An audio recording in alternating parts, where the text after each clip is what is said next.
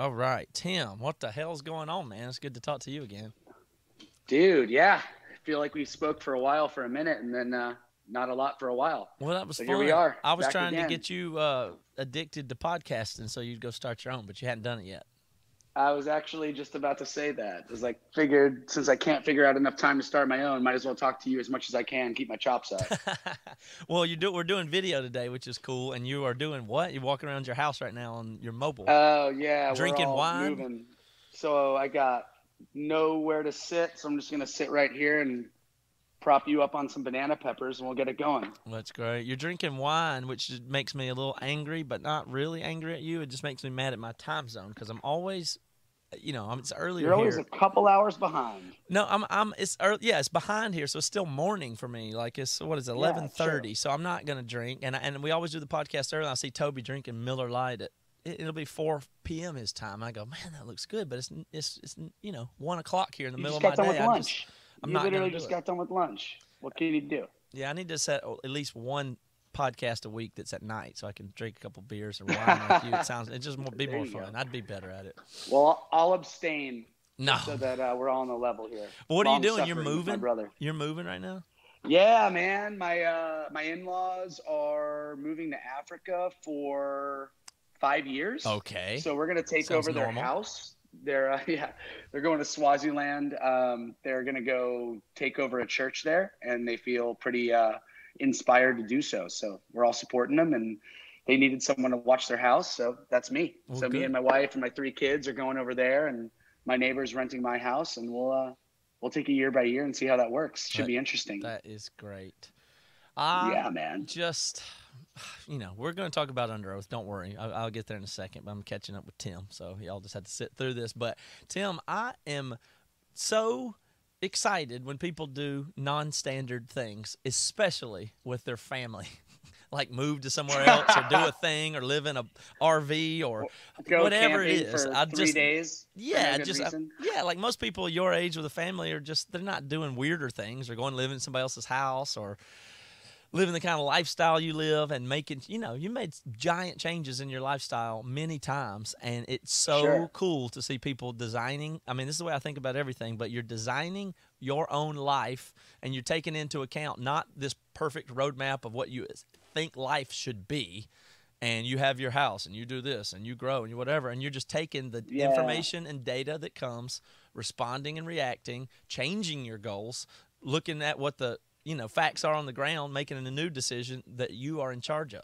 And you can do that with your career, and you can do that with your family. You can do that with your whole life, and that is exciting. Yeah, it is weird because like my brother-in-law Nate from Berlin, who I own King State with, we're doing some stuff now, and we just constantly get caught up in conversations about how our family's very split. We don't really have any middle ground. We have a couple dudes in bands and then a couple dudes in like corporate 9-to-5 401k jobs, and everyone's equally as happy. And I don't think you have to do one or the other, but it's just strange when they will ask questions and it's like, well, what are you doing now? It's like, oh, we're just going to go buy a gas station and try to start a bar. Right. Like, how are you going to do that? Oh, we'll figure it out. We'll figure it out. It's just money, and it's just like culture and vibe, and like we know that, so like we just got to figure out a little bit of money stuff and we're good, and everyone's just minds are melting. That's crazy. And it's just a really interesting dynamic to just have, this is the only life I've ever known. When I was 17 I joined Underoath. I think this year I've been in Underoath more than I haven't since I've been alive, and so it's just weird for me to think of anything any other way. And I think you're the same. I mean, you've been in Emery. I've known you for 15 years now. And it's just like, you guys have just kind of done whatever you want. When your band started like not going the way you wanted, or you wanted to get settled down and stop touring as much, you just, instead of getting another job and going, can I take 3 weeks off a year so I can go do a little tour, started a podcast, and then you started the podcast network. And then that now funds what Emery does and the Matt and Toby thing. And it's like, I'm really intrigued by life design in the way that that's what I've been saying. Yeah. Not so much only do what feels good, because you and I are probably the only dudes that know how hard as hell it is to live this kind of life, but just do what you want and then just deal with the shit that comes with it, And I think that's that's something that a lot of people don't want. They want to jump in, and then when it gets hard, they jump out, or they're afraid to jump in, and they could do so much more if they just jumped out of where they're at. And for me, I'm always just like, what's the worst that happens? Like Underoath's record crashes, King State bombs, I go bankrupt, like start over. That's fine. I'll take all you 5 those years things and be right back. All of those things are very possible, and it's fine if they happen. Is the way I would say. Like you're not making that up. All of those things can happen. And it's not. It's more than a 1% chance of all those things happening. I mean, it's a real chance. Absolutely. Yeah. I mean, King State just bought a building, and me and my wife, and Nate, like together, we couldn't collateralize our loan, so I had to sign over my home. So literally, this house that's empty right behind you, me and my wife included, had to go to the closing and put her name down, saying, if Tim's an asshole and he screws everything up, you're now homeless. Yeah. And she said, okay. Oh, that's a little aggressive, man. That's good. I can't get my wife to do that. I don't think so. Yeah, it's just crazy. I mean, it's an amazing thing to just have the support of your family, but also like know that the only reason why you have it is because you earned it, and you haven't done anything so drastic or crazy that makes them question your ability to succeed. And it's still always a risk, right? Yeah. Well, so I just really love that. Absolutely. And you said here's something that is, I think, profound that you just said a minute ago, which was, about culture and vibe, and the rest is just money or something like that. I've been saying something so similar to that. I have not used that language, but I know exactly what you mean. I've been saying that what we know how to do is design experiences. That's the language I've used for the thing. You're saying, like, I know from doing living room shows and big shows and being the best. I think I lost you. Can you hear me? Am I there? Have we lost connection here?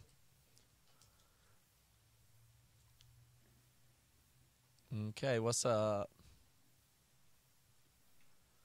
Tim. I can refresh my screen. See what happens. Oh, he almost was there. Session terminated due to browser shutdown. Okay. I'm back. Let's see if Tim is back. Well, that was weird.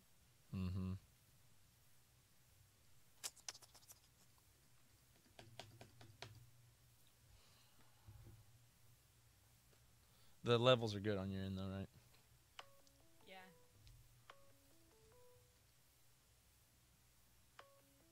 funny quiet on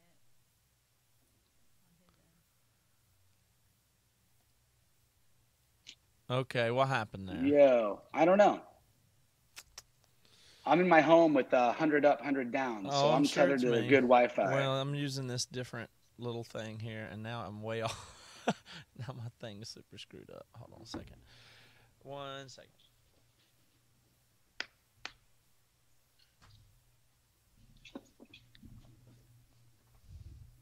Okay. All right, you got me. You hear me and see me fine, though, right? Oh, yeah. Yeah, I got you. You are good to go. I know what I was saying, too, so I'll jump right back in. Experience designer. Yeah, you said culture and vibe, and it's the same thing I've been saying about all the stuff that we do. I'm trying to build some new touring models, like some new touring experiences that I don't think exist very well, or I think there's a big vacuum for. And I've been trying to get everybody on the team motivated and say, listen, we know what we're doing. We know how to create an experience and a vibe, and shows are so bad. Like, I feel like shows and festivals have become outdated so bad, and they don't put any effort into the user experience. Like, go stand on concrete for 4 hours until you see the bands you like and wait outside and all that. That can be improved so much, and that's what I'm working on right now. But it's that's awesome. Creating an experience that when you get there from 6 p.m. until you leave at 10 p.m., every minute of it, that was great. So that's what I'm actually been spending my brain on, and it's the same thing you're saying. I'm going to get the vibe right, I'm going to get the culture right, and make it a can't-miss event. And if we do that, it'll work. The money we'll figure out. We'll just get the data and tweak the numbers until it works. Absolutely. Yeah. And it's like, Nate, I know you know Nate, but I mean, my brother-in-law and partner in King State specifically, like he, had a stint in modeling, and he's super, good looking. He's fashionable. And he has this whole thing about, like, you could send a dude with no style to Sid Mashburn with $10,000, and you could send me with $50 and a Slurpee to H&M, and I'll come out looking better. Yeah. And it's kind of this idea of, like, it's not about the money or the structure or how much gear you have or how good your recording studio is. It's like, if you have a vision, you can record something on your iPhone that blows what I can do out of the water in a full-fledged, you know, SSL console studio. And I think that's the biggest problem for a lot of people, is they overcompensate for lack of vision and lack of ideas with money. And it's like, you can't buy intrigue. You can't buy something that's interesting. I mean, your podcast is interesting because you guys, you know, especially on the Bad Christian side, like, you guys just constantly joke at each other, and you've created a culture. And, you know, there's some episodes that sound great, and some episodes you could tell the guy's on his iPhone in the middle of Iowa and it keeps cutting out. People still listen, including me, because you've created something that transcends needing production quality and a cool intro and NPR level wow factor. It's just good content, and people want to gravitate towards that. And would everyone love it to sound better? Probably, but it sounds great already, you know, and that's kind of where everything that Underoath and King State and everything I've ever done. And the only way to do that is to be creative with the resources you have. New Underoath to me. So let's pivot there. You certainly did not record the new Underoath record. Do a lot with a little resources. You did a hell of a lot with a lot of resources. I cannot believe all the marketing. I've never seen anything like it as a guy that's been running numbers in my head, but there's so many things that I see that you guys in Fearless did that cost so much money that I cannot believe it. Like what it costs for the billboard or the projector at the after release party. It's crazy. I haven't talked to you much about it all, but tell me about this monstrosity there's of money into the whole everything. So tell me about this and the recording. I've never been around a recording this much. I mean, this is amazing. Yeah. I mean, I think it's weird because, you know, we went on a Rebirth tour a couple of years ago. We decided to get back together, do a couple more festivals, started thinking about music. And then when we kind of realized we wanted to make a record, Randy, our manager, just kind of put out the feelers. We were still on. We started getting a bunch of other offers, and we started meeting with people. People wanted us to come to their studios, co-write this. I'll have, you know, Tom Morello come play on your record. Like, we were getting all like the big clickbait, whatever. And, you know, we landed on Fearless because just like Tooth and Nail was in 2006, like Fearless is still an indie label, but they're a part of Concord Music Group, which is a massive conglomerate, and they're still all independent labels, but they're the biggest independent label in the world. And they have, you know, everyone from Ghost to Marilyn Manson to Seether to I Prevail and August Burns Red and everyone in between. So they get our scene, and they also get, like, you know, everything else. They have jazz labels in their conglomerate. So, you know, they came, and it wasn't necessarily about the money or the rollout or what are we going to get from you. Like, they just got our band.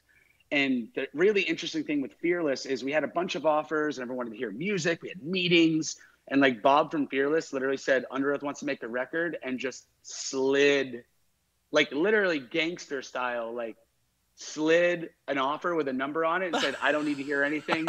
You guys have never shit the bed yet, so why would I expect you to start it now? I know what Underoath is. I know what I'm buying, sight unseen. Like, ship me my car from Maine to Florida. I know I want it. Yeah. And so that really set the tone for us. And then, you know, we started meeting Jenny and Heather and all the people at, you know, Fearless and then Concord. And we started having these deep dives. And you know about that, right? You sit in the room and all the guys in the label, you know, crew and all the kind of puff you up. And it's like, all right, cool. And we went down this whole list, right? We're going to have billboards on Sunset. We're going to have, you know, projectors. We're going to have wheat paste all over Brooklyn and like secret stuff. And there's going to be these symbols. I was like, all right, yeah, this all sounds great. And then the meeting got done, and I was like talking to Randy and a couple of the guys. And I asked Jenny, I'm like, so how much of this is like actually going to happen? Because I've had a million of these talks. And she's like, I wouldn't bring anything up that I didn't think I could nail. And I was like, all right, well, we'll see. And then the first billboard came on Sunset, and I was like, oh, they did it. And then the second one came, and then the micro billboards came, and then the release parties came, and then the radio happened. And like, that was the weirdest thing for me, is like, yeah, we have all these things, like, yeah, like whatever. And then I think this Monday was our ad date for radio, and we charted 40 on the top 40 active rock charts a week ago before the ad date was even happening. We were just getting like pre-construction spins, and we broke the top 40. And I was like, we're on radio. I'm getting updates, like 45 stations are playing you across the country. And we've never had that. Everything we've ever built is just us and then someone else coming alongside us and empowering us to do more of what we do. And, you know, Tooth and Nail, with all due respect, was great. But, you know, at that point, it was just wherever Underoath's going, we just need to empower it and power it. Where this time is the first time where Fearless has come with stuff that we're like, we never would have thought about that. And I don't even know if that's possible, but that sounds cool. And then 2 weeks later, it happens, and it keeps happening and works. So and is working. It's more important because anybody can spend money. I mean, that's not like when I started seeing all this stuff. Oh, sorry, 1 second. Can you get that phone to sit still? You can make people sick. Oh yeah, it's all jittery everyone? That's fine. That's fine. Sorry about that. It's one thing to spend money. Anybody can do that. It's not hard. Sure. You just have to be rich and dumb, which I guess it is hard to be rich and dumb. But if you are, you can spend a bunch of money. You can get over ambitious. And when I started seeing some of these things that were happening, I'm like, oh my gosh! Like, I hope this pays off because this is a real push. Like this is big time, and it is working. It is getting on the radio. And I'm telling you, I wasn't sure that the response was going to go the way that it was. I had some real worries about it early on. I mean, we can talk about that later. As did we all. But yeah. Like I'm not sure how confident you were, how well played all this was, or what's calculated and what's not. But it's been very fun. And actually, what can I say? Like I felt invested. Like I've been watching. Like how's this going to go? Is that going to go bad? Is this going to go good? Sure. Was that a good idea? Is this going to work? I've been like, I wouldn't say losing sleep over it, but I've been kind of riveted to this whole thing. It's such an experiment. It feels like. Yeah, and it you know, and it was, and we knew, like, you know, when we went in to make the record, and we could probably get there in a second, but like when we went in to make the record, you know, we didn't know what kind of record we wanted to make, and the record we came out with was we were aware of it being controversial, right? So it's like we have some core Underoath songs, which is core to old people, old fans. It's like it's heavy. There's breakdowns, there's riffs, there's whatever. Name those songs that you think are those. We can slow down and talk about that. But what songs are those to you? I don't think we have any like typical like here's a bone, pay off the old kids, and then like try to go build new territory. I think everything's still kind of moving in the same direction. But I think the first song, it has to start somewhere. On My Teeth, the first single we released. No Frame, I think, is a very like obvious like Underoath going on like a Radiohead acid trip tangent and then ending in like a big like thing. And then beyond that, like there's just everything in between. And certain songs have heavier parts than others, but you know, we ended up kind of going into the studio realizing like Spencer had spent the last, 5 years doing Sleepwave or 4 years, and he became, a singer, and Aaron had done his thing and I'd done my thing with Carolhood, and we've all done our own things, and Chris is scoring movies, and it's like, how do you make all that work? Because, all of the old records we were similar to Emery. We were living in the same space. We were listening to the same stuff.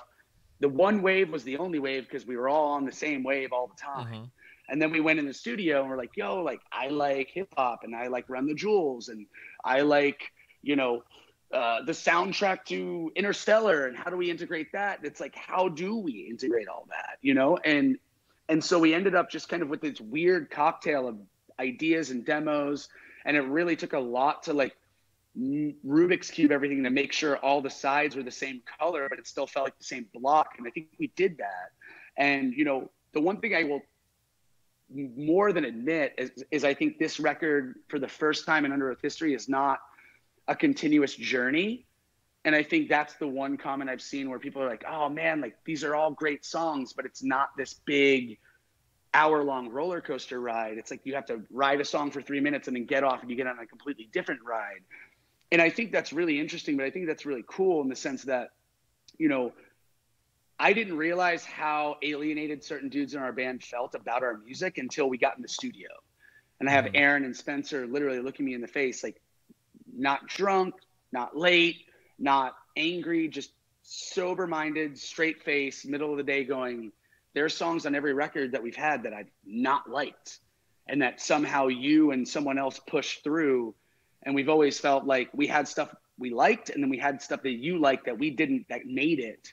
You talking about you specifically, or that's the way everybody's been? Or are you trying to say Tim has pushed like you specifically have not? I mean, I tread lightly on saying yes, definitely me and only me, because I think at that point, then by default, I also have to take like a little bit of credit for everything we've done well. Mm-hmm. But I would say yes. I would say like going into this record, it's always been Tim's the bulldog. He sets a pace, and then he gets people that reinforce his vision, and then we all have to try to figure out a way to like fight for our own right to be a person. Mm-hmm.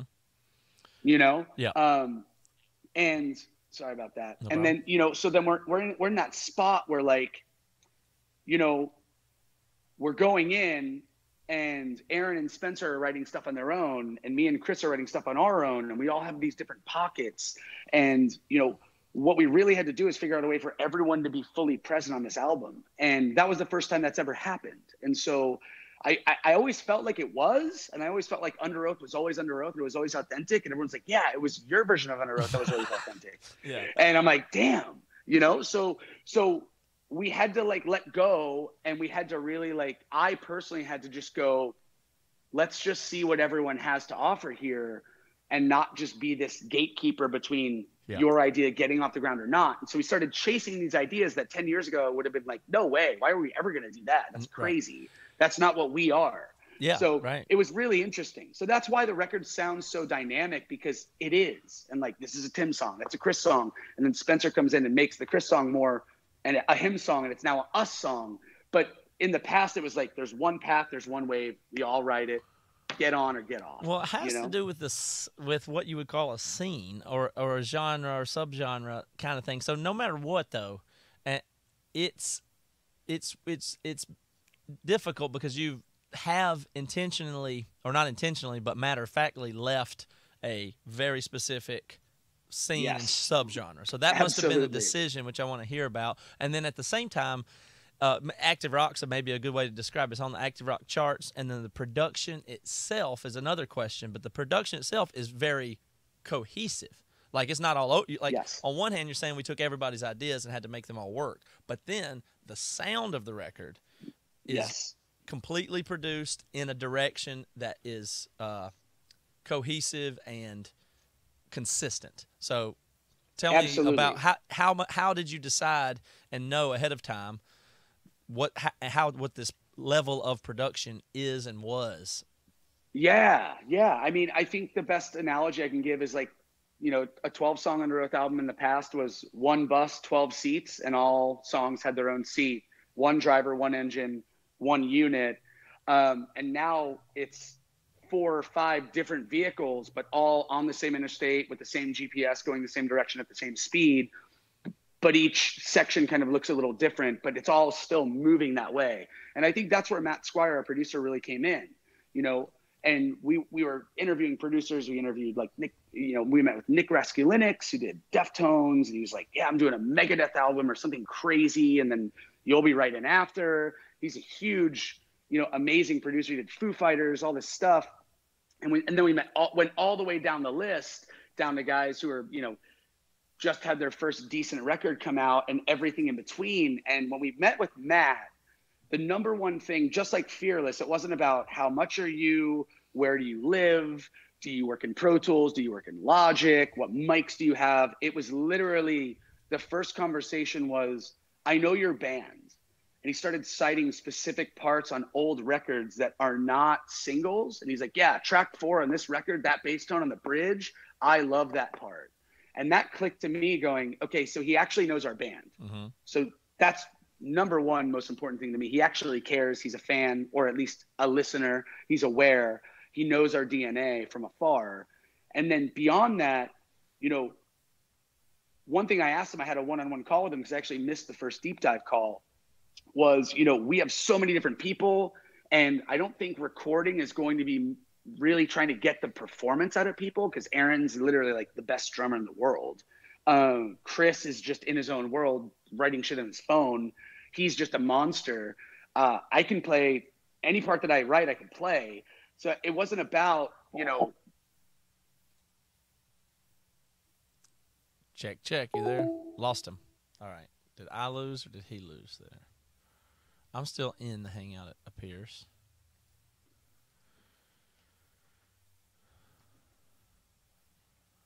Yeah, it looks like you're still going.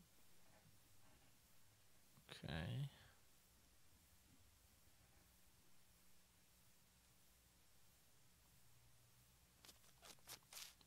Yeah, I'm here, and he's not.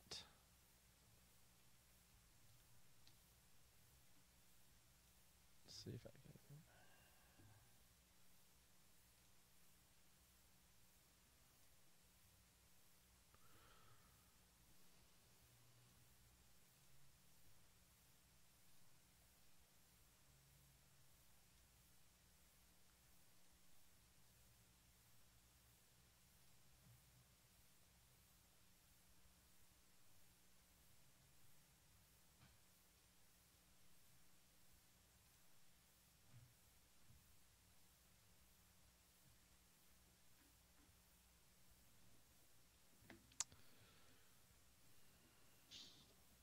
All right, coming back. Yo, I have no idea what's going on. What did it just drop off? You just went off? Because mine stayed in. Last time I dropped, but this time I stayed in it. But yeah, can you see me? No, I don't see you at the moment. Are you video muted? There you go. There we go. Cool. Okay. Yeah, I don't know what happened. I just updated my iOS, so it's probably screw up on my end. No problem. We were discussing there. You go ahead. So I remember where we were, but the one-on-one that I had with Matt was, not so much about performance. I literally just said we have 4 people that have been doing 4 different things for the better part of 4 to 8 years. I mean, Aaron left 8 years ago, 10 years ago, actually. And so the biggest thing we need in the room is not so much someone who knows what a good take is, but really knows how to kind of dive into psychology. And we need a therapist, and we need to figure out like what Underoath is now, because all of us don't know, and all of us think Underoath is something different to each other, and we're all in Underoath, so that we're all right. So we have to figure out a way to make everyone being right, but also sound like it's not a flea market with a knife shop and then like baked bread over here. It's got to feel like something real. So it's like, and that's what he said. He's like, dude, I have a degree in psychology. Like, the reason why people enjoy working with me is because I know what you guys want. Within a week, I'll know who you guys are, and I'll know how to communicate. And instead of you guys fighting, like, let me fuse that. And so that was really interesting. And so we went in, and, first day, he's like, nice to meet you. We're all hanging out. We're all homies, whatever. Went down every idea. And I mean every idea. We're talking like songs that sounded like they could be on like rock radio, to like fusion of hip hop songs, riffs that I wrote that I was just out of my mind thinking that could possibly work. But he heard all of them, and he took that as kind of an introduction on who everyone is and where they're coming from.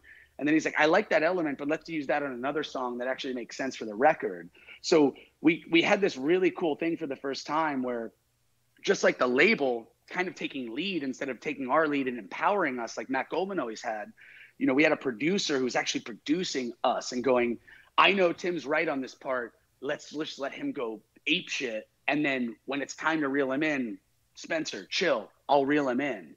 Same with, me. We're going to let Spencer kind of go nuts on this. He's going to sing instead of scream, but trust me, like the waves coming next, we're going to hit that dynamic that you really want in this song. So it's a really interesting kind of, trust-based relationship where we all trusted each other, but we all trusted each other more once we knew that Matt was making sure that none of us were winning more than the other. Mm-hmm. And it was a really interesting scenario. And then we ended up coming out with like weird songs, like It Has to Start Somewhere, No Frame, I Gave Up, all those songs we wrote in the studio. It was such a good environment that we literally came in with like 15, 20 ideas, maybe 25. And we ended up keeping like 5 or 6, 7. And then we wrote 2 or 3